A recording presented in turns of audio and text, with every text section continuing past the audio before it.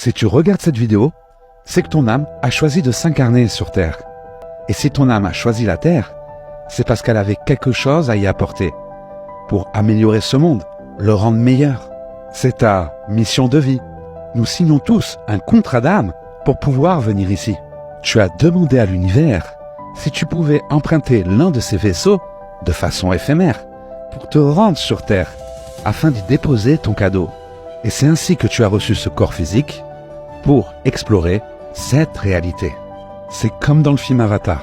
Sauf qu'au lieu de mettre une conscience humaine dans un corps de Na'vi, on met la conscience d'un ange dans un avatar de forme humaine.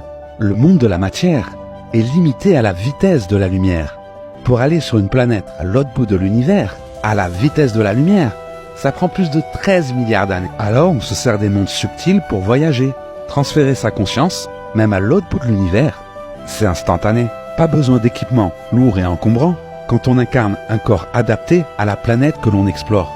Les planètes soumises à la gravité ont un temps linéaire. On peut passer 100 ans à explorer une planète en moins d'une seconde. Tu as vécu des milliers de vies sur des milliers de planètes. Tu es un explorateur de l'univers. Mais dans cette vie, tu l'as oublié. Dans cet univers, il existe aussi des êtres qui ne sont pas bienveillants. Nous ne sommes pas venus sur Terre pour travailler et payer des impôts. Mais sur Terre, il est très facile de se faire manipuler par la société actuelle. Mais ce n'est pas la réalité. Les élites maintiennent la population dans de basses fréquences pour maintenir cette illusion.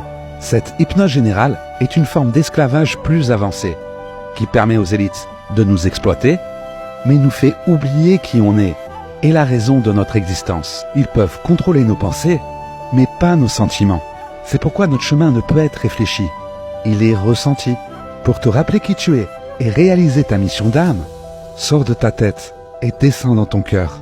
Il te suffit de suivre le chemin de tes passions, malgré la peur. La peur, c'est notre étoile du berger. Suivre le chemin de nos peurs nous permet de l'accepter, puis elle nous traverse et disparaît. Alors demande-toi, qu'est-ce qui t'inspire? Qu'est-ce qui te fait rêver? Car ce que tu imagines et te fait vibrer, c'est la mission que tu as réalisée.